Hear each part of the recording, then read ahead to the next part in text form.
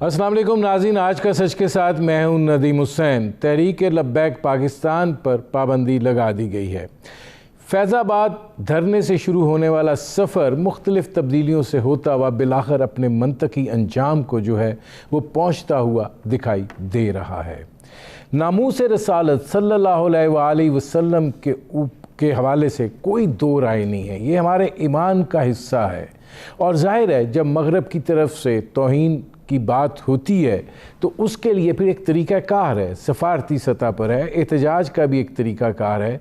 लेकिन जथाइज़म का जो मामला गुज़श्ता 3 दिनों में देखने में आया और जिस तरीके से रियासत की रिट को चैलेंज किया गया और जिस तरीके से पुलिस, एम्बुलेंस और बिला तशख़ीस हर चीज़ जो है उसको निशाना बनाया गया, वो यकीनन ना सिर्फ काबिल अफ़सोस था बल्कि काबिल मज़म्मत भी था। और रियासत की रिट जो है वो बहुत बुरे तरीके से चैलेंज हो रही थी। ज़ाहिर है ये सूरत हाल जो है वो अब बदली है। अगर मामला जो है उस वक़्त उस तरीके से ना सुलझाया जाता जिस तरीके से फैज़ाबाद धरने को सुलझाया गया था तो आज ये हालात रूनुमा ना होते। एक चीज़ और कहने की है और वो ये है कि आज की अपोजिशन ने ज़्यादा बालग़ नज़री का मुज़ाहिरा किया और उन्होंने उस तरीके से अपना हिस्सा डालने से गुरेज़ किया जिस तरीके से आज की हुकूमत और उस वक़्त की अपोजिशन ने उन हालात में जो किरदार अदा किया था। आज के वज़ीर दाखिला की सोच जो उस वक़्त अपोजिशन में थे उस सोच से बिल्कुल मुख्तलिफ है और ज़ाहिर है कि ये कदम भी उठाया जाना उन्हीं के हाथों से लिखा था। ये मामलात जो हैं ये यकीनन इस बात के मुतकाज़ी हैं कि ये देखा जाए कि क्या अब ये हालात और वाक़यात जो हैं ये दोबारा रूनुमा नहीं होंगे और मामलात जो हैं उनको जो हाउस इन ऑर्डर करने की बात हो रही थी उसी पैराए में लेकर इसी तरीके से आगे बढ़ा जाएगा। इसके साथ साथ अपोजिशन का जो मामला है, क्या वहाँ पर पीडीएम को लेके अब 2 इत्तेहाद जो हैं वो वजूद में आ गए हैं और अब 2 इत्तेहादों और एक पॉलिटिकल जमात के मबैन जो है वो मुकाबला होगा और पाकिस्तान की सियासत जो है उसकी तकसीम जो है वो अब इस तरीके से होगी। और अब क्या हम दोबारा 90 की दहाई के इल्ज़ामात जो हैं उसको देखेंगे, क्योंकि जिस तरीके की बात और गुफ्तगू की जा रही है और ये बात कही जा रही है कि बिलावल भुट्टो ज़रदारी साहब जो हैं उन्होंने उस नोटिस को ही नहीं फाड़ा है बल्कि मिसाक जमहूरियत को फाड़ दिया है और जो रवैया दोनों जानिब से उभर कर सामने आ रहा है, क्या उसमें कोई वापसी का रास्ता है और क्या पीडीएम जो है उसके अंदर पाकिस्तान पीपल्स पार्टी जो है वो दिखाई देती है या नहीं दिखाई देती है और क्या पीपल्स पार्टी अब एक नए सियासी इत्तेहाद के साथ जो है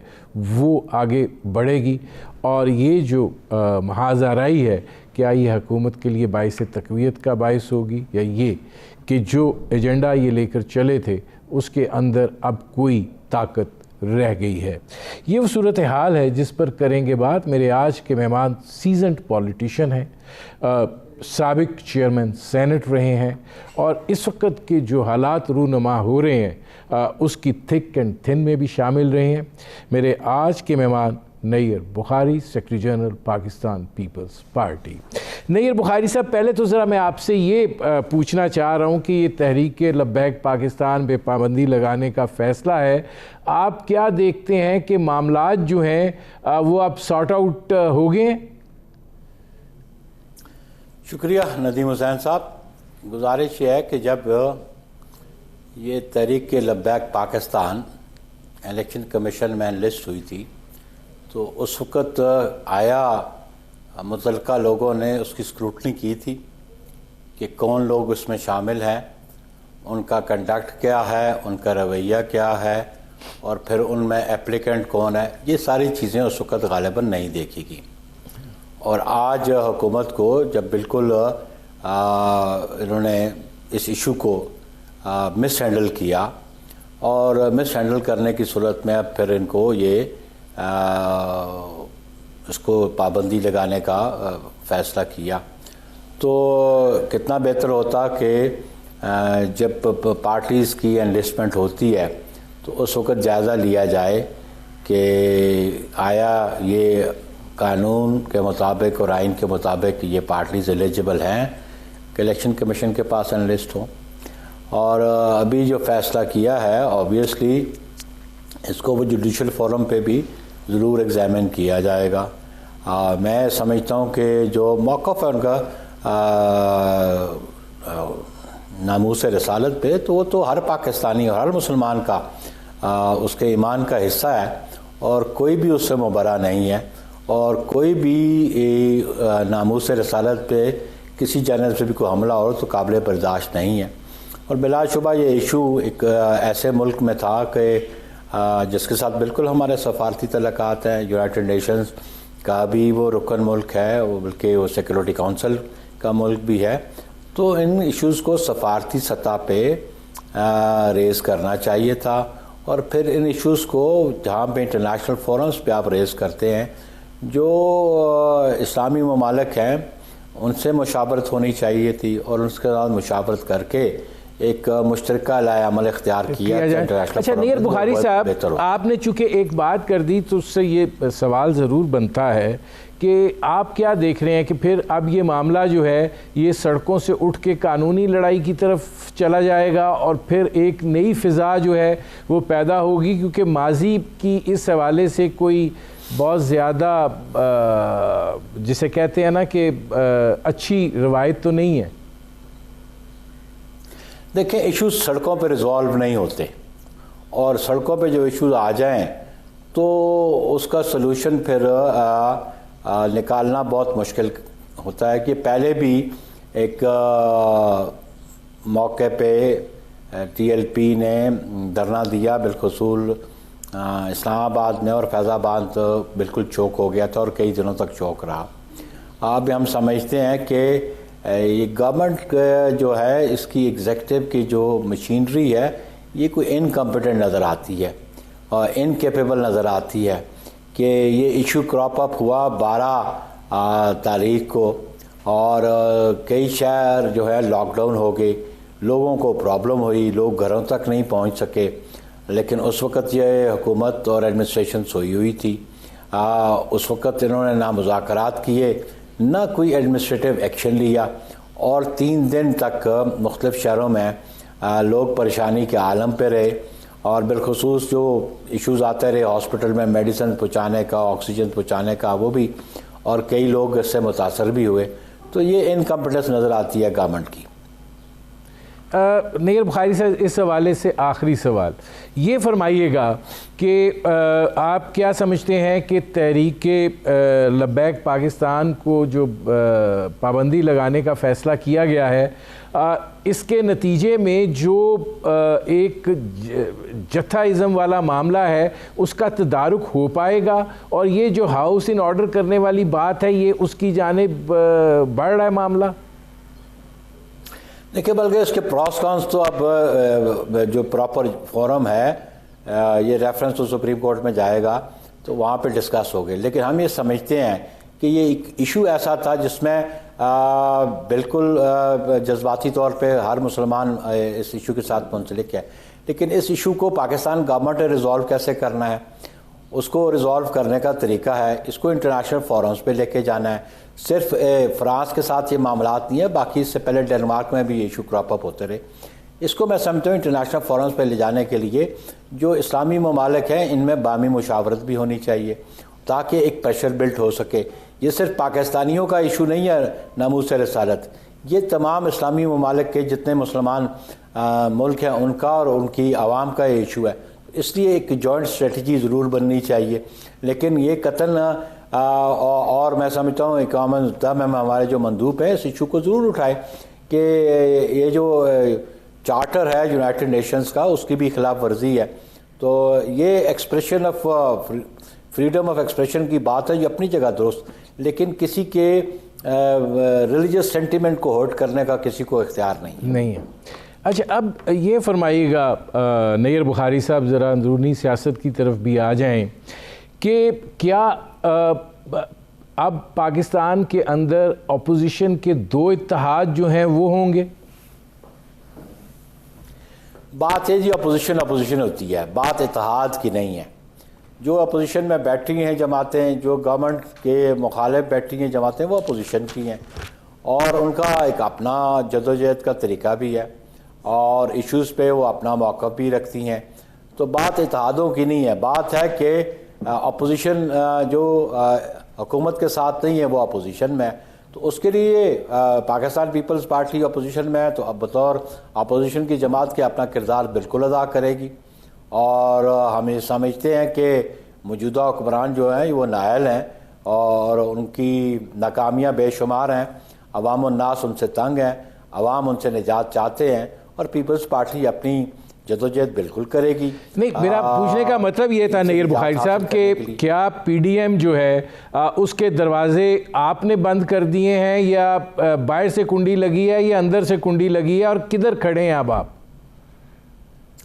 देखिए जी, पाकिस्तान पीपल्स पार्टी तो अपोजिशन की जमात है, अपोजिशन में खड़ी है और आपको ये बात ज़हन नशीन रखनी चाहिए कि पीडीएम की बुनियाद तो पाकिस्तान पीपल्स पार्टी की एपीसी में हुई थी और पाकिस्तान पीपल्स पार्टी जो है एक अहम जमात पीडीएम की और हमने हमेशा ये कहा कि सियासत में और इत्तेहादों में बराबरी की सतह पे मामलात चलते हैं।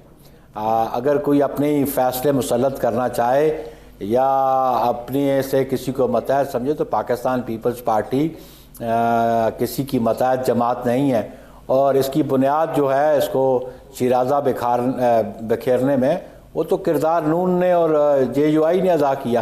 कि मेरा एक सिंपल सा सवाल है कि पाकिस्तान पीपल्स पार्टी उस एक्शन प्लान के पे कारबंद थी कि हम लॉन्ग मार्च करेंगे, तो ये इख्तियार किसने दिया मौलाना साहब को और मरियम नवाज साहबा को कि 16 मार्च की जो सरबराही इजलास है उससे 2 दिन पहले ये ऐलान कर दें कि जी लॉन्ग मार्च के अख्ताम पे हम इस्तीफ़े देंगे? ये कतन कोई फ़ैसला नहीं था पीडीएम का।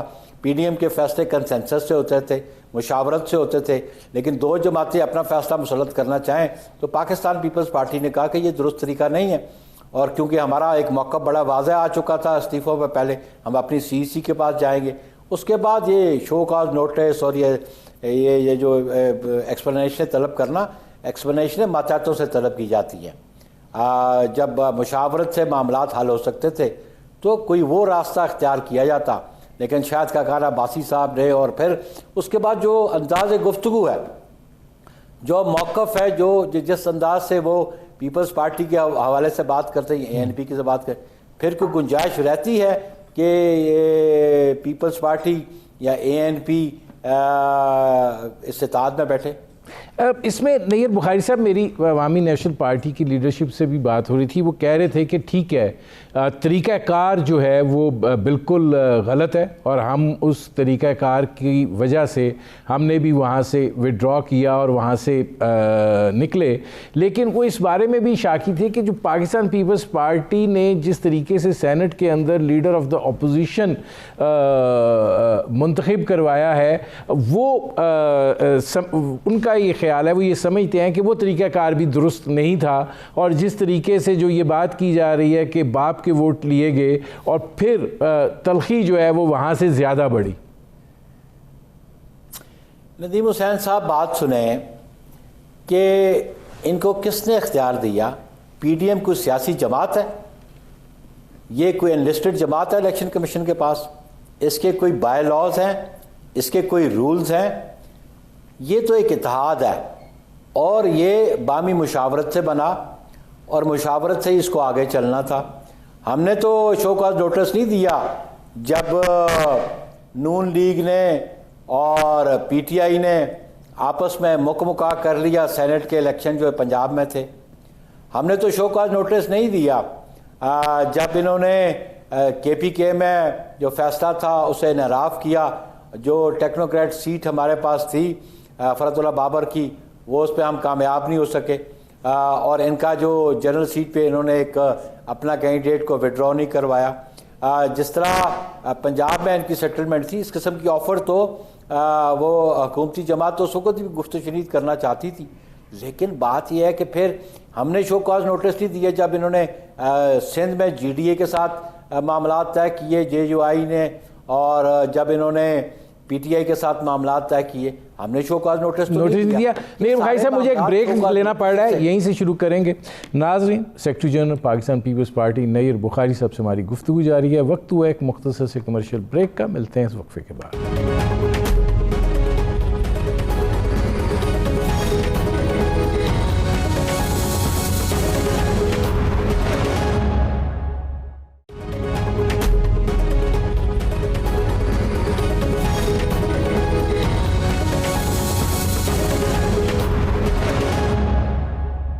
Welcome back.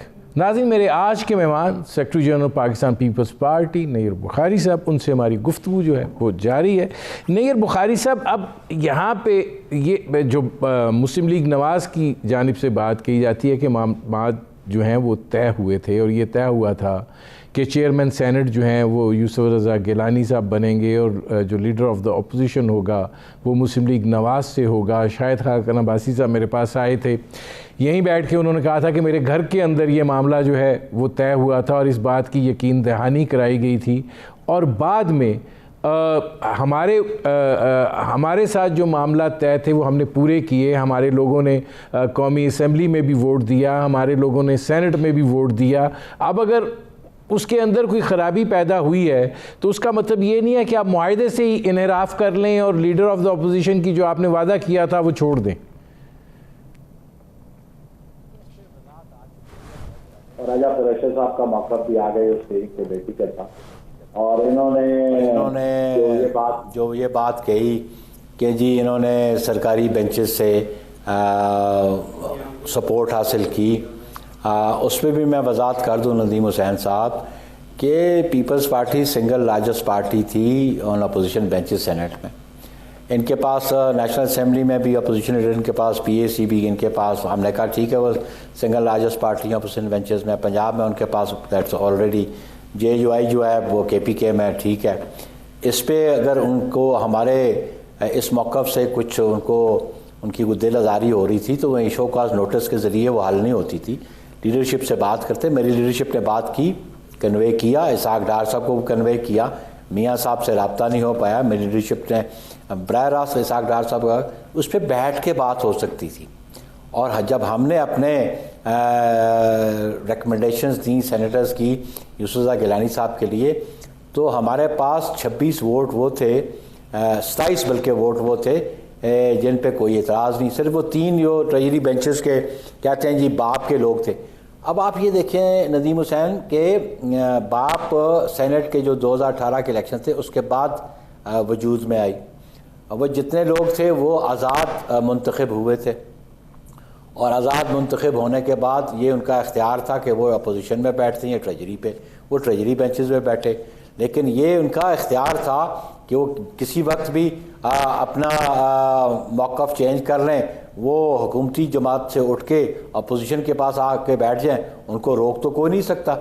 ना ही कोई ऐसी आइन में कोई ऐसी प्रोविजन है, ना ही कोई रूल्स में ऐसी प्रोविजन है कि जो एक टाइम ट्रेजरी बेंचेस पे बैठा हो और ड्यूरिंग इसकी मेंबरशिप के वो अपनी मौक़िफ़ तब्दील करके अपोजिशन पे नहीं बैठ सकता।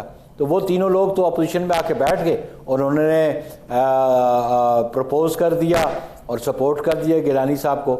और दूसरी बात ये कानूनी बात आपको बता रहा हूँ कि जब इक्वल नंबर ऑफ वोट्स हो जाए, हमारे पास 21 अपने थे, एक हमारे पास जमात इस्लामी का 22 हो गए, 2 हमारे पास ANP के 24 हो गए, 2 हमारे पास फाटा के आज़ाद मुंतखब 26 हो गए, एक दिलावर खान का होगा 27 हो गए, फिर भी हमारी मेजॉरिटी बनती थी। और अब रूल्स में ये है कि जब दोनों उम्मीदवारों के नंबर्स इक्वल हो जाएं तो जो single largest party on opposition benches होगी ये उसका राइट बनता है। तो ये इशू बैठ के रिजॉल्व हो सकता था, ये ख़त खिताबत से रिजॉल्व करने वाली बात नहीं थी। और फिर जो तर्ज अमल उन्होंने गफूर हैदरी साहब ने इख्तियार किया, जो एहसन इकबाल साहब ने इख्तियार किया, जो शाहिद खान अब्बासी साहब ने इख्तियार किया, और जो ख़ुद मौलाना फजल रहमान साहब ने इख्तियार किया, आया उन्होंने कोई गुंजाइश छोड़ी कि इस इत्तेहाद को आगे लेके चलें? मैं समझता हूँ वो खुद इंटरेस्टेड नहीं थे कि ये लॉन्ग मार्च हो, ये इत्तेहाद आगे चले। पीपल्स पार्टी आज भी उन पॉइंट्स पे कारबंद है, पाबंद है जो हमने 20 सितंबर 2020 को डिसाइड। अच्छा नईर बुखारी साहब, ज़रा इसमें एक सवाल है, वो फिर आगे इस पे बढ़ते हैं। ये फरमाएं कि क्या मौलाना फजल रहमान साहब ने यकीनन जो प्रेस कॉन्फ्रेंस की उसके अंदर अगर एक दो जुमलों को माइनस किया जाए तो ऐसे दिखाई देता है कि वो चाहते हैं कि इत्तेहाद जो है वो कायम रहे और वो मामला आगे चलें। क्या पाकिस्तान पीपल्स पार्टी जो है वो अब इत्तेहाद के अंदर है या नहीं है? देखिए जी, हम समझते हैं पीडीएम हमने बनाई है, पीडीएम किसी के पास कोई इख्तियार नहीं है, लेकिन you can't blow and hot and cold at the same time. जो मौलाना साहब की गुफ्तगू थी, मौलाना साहब के पास जो मनसब था वो मनसब था कि अगर कोई डिफरेंस ऑफ ओपिनियन होता है तो वो अपनी ज़ात के हवाले से उसको रिजॉल्व करने की कोशिश करते। जो पार्टीज़ में डिफरेंस था उसमें ऐसा रोल कोई अदा नहीं किया। गालिबन वो और नून ये तो इन्होंने हाथ में लाए हुए थे अपने फैसले मुसल्लत करने के लिए। हम मुशावरत वाले फैसले मानने को तैयार हैं, कंसेंसस वाले फैसले मानने को तैयार हैं, मुसल्लत करदा फैसले हम मानने को तैयार कतन नहीं है। और हम समझते हैं कि जब हमने कहा कि ये जो नोटिस दिया इसको वो माजरत करें और फिर सरबराही इजलास में बैठ के बात हो सकती है। अगर वो माजरत नहीं करते, लेकिन हम समझते हैं कि हमारी सीसी की मीटिंग के बाद जो मौक़िफ़ उनके पास आया और जो बिलखसूस जो मौलाना ने गुफ्तगू 2 दिन पहले की आया, वो तर्स अमल है कि इत्तेहाद को ये आगे लेके जाया जा सकते। लेकिन एक बात तयशुदा है, पाकिस्तान पीपल्स पार्टी पार्लियामान के अंदर भी और पार्लियामान के बाहर भी जो उसने अपोजिशन का किरदार अदा करना है वो हम किरदार अदा करते रहेंगे। नहीं, नईर बुखारी साहब हमारे साथ, नईर बुखारी साहब आपने वाज़ेह नहीं किया, क्या गुंजाइश मौजूद, आपने ये गुंजाइश रखी है कि अगर रास्ता निकले तो पाकिस्तान पीपल्स पार्टी अभी तक बैठी हुई है पीडीएम के अंदर? हमने कहा कि हमारी सीसी ने कहा कि वो अपॉलॉजी टेंडर करें। ये आपके जहन में होनी चाहिए कि जो 12 तारीख को चेयरमैन बिलावल भुट्टो जरदारी साहब ने प्रेस कॉन्फ्रेंस की, हमने तो ओपन कैटेगोरिकली कहा कि इनको अपॉलॉजी टेंडर करनी चाहिए। अपॉलॉजी टेंडर करें तो फिर आगे पेशरफ्त होगी। जो दिखाई दे रहा है रुझान, उससे तो नज़र नहीं आता कि इसमें कोई आपके पास माफ़ीनामा जो है वो पहुंचेगा। तो इसका मतलब ये लिया जाए कि फिर पाकिस्तान पीपल्स पार्टी इस इत्तेहाद का हिस्सा नहीं है। अब बॉल उनकी कोर्ट में है, फैसला उन्होंने करना है। हमने एक मौक़िफ़ सामने रख दिया है और फैसला अब मौलाना ने और नून ने करना है, वो फैसला कर लें। लेकिन सिर्फ ये देखें कि हमने कहा सियासत में इत्तेहाद जो होते हैं ये बराबरी की सतह पे होते हैं और हमने MRD बनाई 80s में और पीपल्स पार्टी का एक अहम रोल था उसमें। नून तो उस वक्त एग्जिस्ट ही नहीं करती। नहीं बुखारी साहब, मेरे पास आखिरी के साथ बैठी हुई थी जी, मेरे पास आखिरी मिनट है। ये फरमा दें कि आप समझते हैं कि पीपल्स पार्टी और नून लीग का इत्तेहाद जो है या किसी एक इत्तेहाद में ये दोनों जमातें चल सकती हैं? देखिए जी, हमने हमारी क़यादत ने मोहतरमा बेनज़ीर भुट्टो शहीद ने चार्टर ऑफ डेमोक्रेसी बनाया। हमने इस पर भी बात की, इस मौके पे भी हम और पार्टीज़ को इन्वॉल्व करें, लेकिन इन्होंने आगे कोई पेशरफ्त नहीं की। तो हमने कहा कि जो 90s की जो पॉलिटिक्स थी उससे सबक उन्होंने भी सीखा और हमने भी सीखा और हमें पॉलिटिकल फोर्सेस को यकजा होके इस मुल्क में सियासत करनी चाहिए। हम इस मुल्क में आइन और कानून की बालादस्ती चाहते हैं। हम चाहते हैं जो ट्रैकोटमी ऑफ पावर्स है उसके मुताबिक चला जाए। हम चाहते हैं कि जो आइन की जो पावर्स डेलीगेट करता है उसके मुताबिक हर इंस्टीट्यूशन जो है उसके मुताबिक काम करे। हमारा तो मौक़िफ़ ये है। ठीक है, मेरे प्रोग्राम का वक्त ख़त्म हो रहा है। बहुत शुक्रिया नईर बुखारी साहब। नाज़रीन, ये थे पाकिस्तान पीपल्स पार्टी के सेक्रेटरी जनरल नईर बुखारी। आपने उनकी गुफ्तगू सुनी। अब तक के लिए इतना ही, इजाज़त दीजिए। अल्लाह हाफ़िज़।